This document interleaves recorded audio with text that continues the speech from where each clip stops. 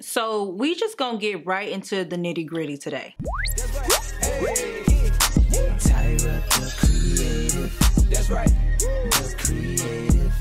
What's up, everybody? It's your girl Tyra, and welcome back to my YouTube channel. As you can see, I am in a new space. Well, I'm not really. This is in my regular apartment, but I never film here. Let me know in the comments if you like the background, because I'm always filming against my paint splatter wall. I decided to change it up today. Today, you guys, we are going to be talking about things that I wish I knew before I decided to move out here to LA. Now, if you've been following me for quite some time, you know that I do post a little bit of content geared towards me moving out here to LA to pursue my dream of acting and some of the hardships that I have faced. Today, we're going to touch lightly on 8 things that I wish I knew before I moved out here.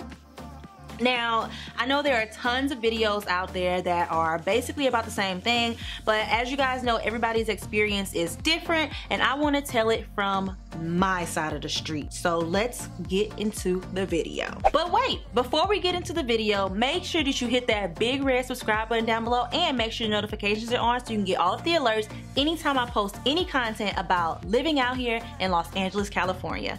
Now, let's get into the first thing I wish I knew. I wish I knew was to educate myself. We gonna back it up. It's 9 things, and I'm about to throw this one in here right now because it just happened. The first thing I wish I knew when I moved out here to LA is that you will constantly hear helicopters, which they call ghetto birds out here, and airplanes. There's always some sort of noise in the air or sirens, and you just can't do anything about it. And the only reason why this is super annoying for me is because I'm a content creator. My microphone constantly picks up all of this ambient noise outside because of the frequency of the helicopters and the airplanes. The same thing as if you were on set. We always have to hold for plane, and I've noticed that a lot out here in Los Angeles. I was recording a Daisy Sour Cream commercial, which I talked about in one of my previous videos, and we had to hold for a plane like 8 or 9 times, and I was just like, wow, like I didn't realize that this is what most of the day would entail. You know what I'm saying? So yes, there are tons of noises and airplanes and things that you will just have to learn how to deal with.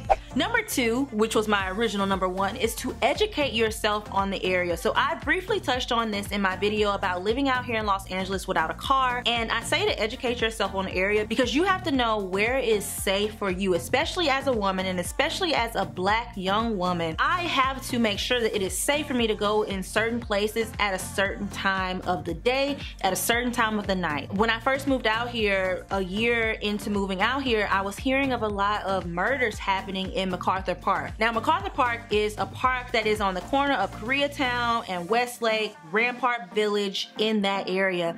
And it's a pretty nice park, but there's always a bunch of homeless people lined up around the park, and there's also been a lot of reported murders in the last couple of years. If I didn't happen to look at the news that day, I wouldn't have known that I was living in an area where a lot of murders had been happening lately. So make sure that you're researching the area that you live in. Of course, dangerous stuff can happen wherever you are, but you want to be hyper aware of those areas where it is significantly higher of a risk for you to be in at night or at all. Number 3 is save a good amount of money. Now, there are tons of videos out here about people telling you how to move out here without any money. I posted one of those videos. Make sure you go and check that out so you can actually see what I was talking about. But in that video, I basically said my personal experience. I moved out here with $3,000, and for me, that worked. But it was because of the plan that I had in place, which I go into detail about in that video. So if you're looking to move out here and you're wondering how much money you need to have, go watch that video and it'll tell you everything you need to know. Granted, some people do get lucky, move out here with nothing but the clothes on their back, and they are able to push forward, but I personally believe that you should set yourself up for success. And that doesn't necessarily mean having $10,000 in the bank.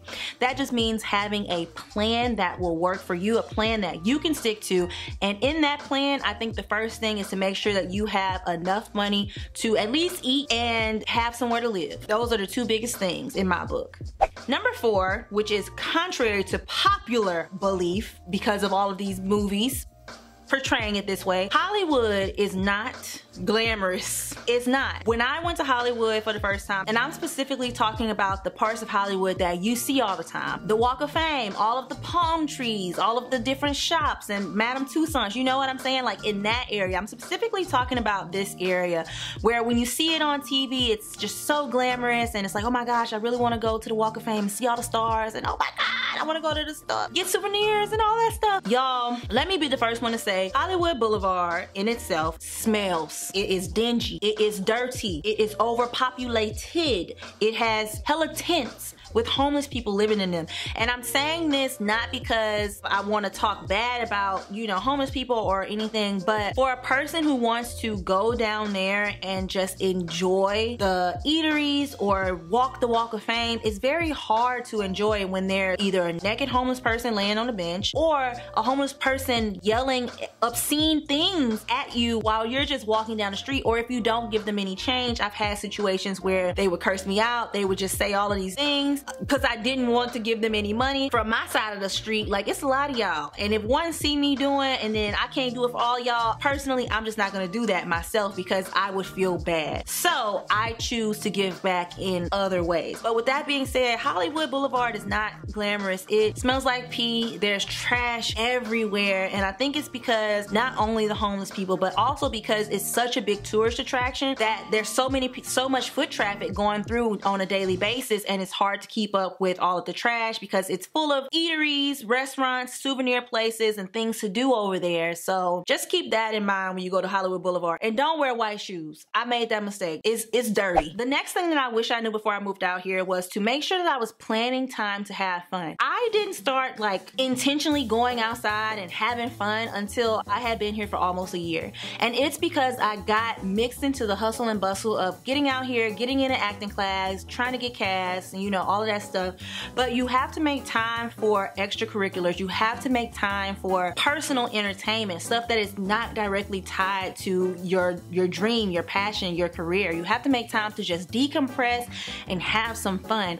And that's something that I wish I would have started doing from day one, because it was a time where I was just so mad and pissed off every day that I had to get up and go to work, or I had to travel to an audition. This was also when I didn't have a car. I was so upset about all of that because I did not take the time to decompress and have fun. Number 6 is that homelessness is super huge. As I said, on Hollywood Boulevard, there's so many homeless people. Really, they're just about everywhere. I haven't been anywhere where I have not seen homeless people. No matter if I'm riding on the interstate, they call them highways out here, we call them interstates back home, but if I'm riding on the interstate, I'm gonna see homeless people all up the side of the hill, like with tents. If I go downtown, there's always homeless people. If I go to Hollywood Boulevard, homeless people. I live in Koreatown, there is always homeless people walking around, and it's not just the fact that they are homeless. I'm not trying to bash homeless people in any way, because we need to do everything that we can do to help them, you know what I'm saying? At least get clean water, have food, and stop eating out of the trash can and stuff. What I am saying is that there are always some homeless people that are not necessarily fully there, and sometimes it can be very dangerous. I heard of this one story out here in LA where a homeless man pushed someone who was waiting for the bus into the street and the person died. So you always have to be on high alert when you're in the vicinity of anyone, not just homeless people, but more often than not, homeless people that are like walking around screaming and all that kind of stuff, they are high off of something, and you just really want to be aware of your surroundings. There is a place called Skid Row. It's like the homeless hub, but now more than ever there are homeless people everywhere, especially because of COVID. I passed by Echo Park the other day, which is a beautiful park that's close to my house, and when I first moved out here, my boyfriend and I would go and ride on the swan boats. We would just go out there and sit, and it was just this really nice small park. But now when I pass by, it's all tents. In a way, it kind of bums me out, because that was a place that I like to go to just decompress, and now there's almost as if there's no room for me because homeless people have set up their homes in this park. And directly tied to that is that people do drugs right on the street and on the bus. Before I got a car, I witnessed this man, and he didn't look homeless or anything like that. I think it was meth. He was doing like meth on the bus. I looked over the towel and I was like, oh my God, this dude is doing drugs. He was like, yeah, that's meth or something. Something Tal said, but it was some hard drug, and I was just, y'all, I didn't know what to do. I've never personally seen that kind of stuff, and it's also not something that I want to be around. Like, you are a product of your environment, and I want to be around success, positive vibes, and people doing good things. That doesn't necessarily mean money, like, you know what I mean? Just positivity as a whole. That's what I prefer to be around. So I try to stay away from that. But if you move out to LA and you're like going downtown or in these smaller boroughs on the outskirts of downtown, like Koreatown is, you're more than likely gonna see somebody doing some kind of crazy drug.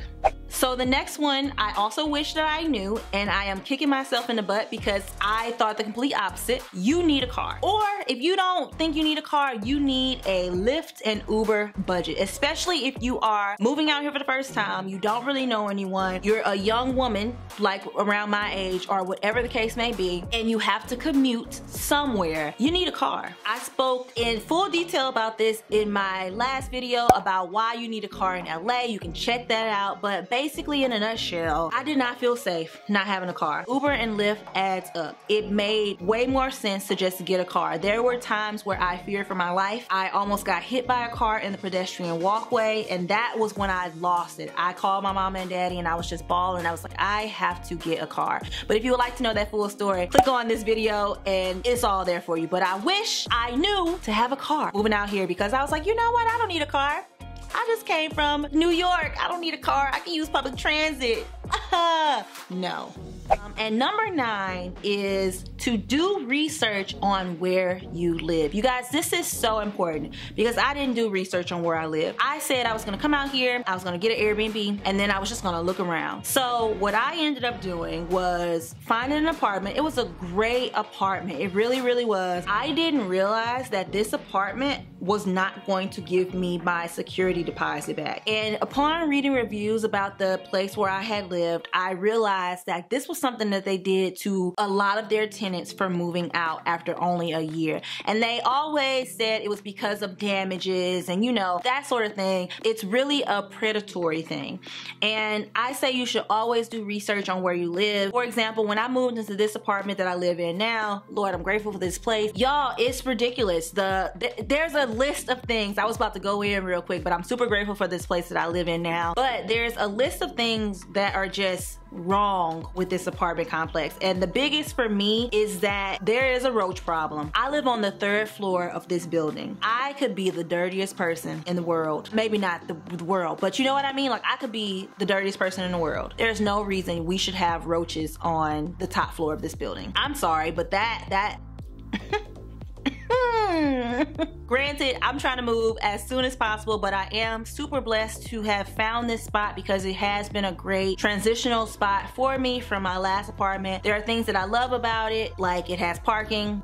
That's really, you know, about it. Overall, if you are researching your apartments, look at Google reviews. See what people are saying about these places, because people are not lying. People are not lying about what's going on in these apartments. I was looking to move into another apartment like right down the street. It was a luxury apartment out here in Koreatown, and I was like, you know what, Tyra, you've never done this before? Go look at these reviews. All of the reviews were talking about like roach problems. They had rats. They had all of these things going on. And granted, I kind of live in the city. Got it. That means you see the big roaches. That don't mean you see them of all sizes everywhere. I literally have seen so many roaches crawling around the washer and dryer, like the inside of the bowl of the washer and dryer in the laundry room of this building. And it's just so frustrating that we have to deal with those types of things, and you tell the landlord, you tell them what's going on, and they do nothing about it. And it's really because at the end of the day, somebody is gonna live here because of competitive pricing. Make sure that you're doing your research, and make sure that whatever these reviews are saying, that you're okay with the cons of living in that space.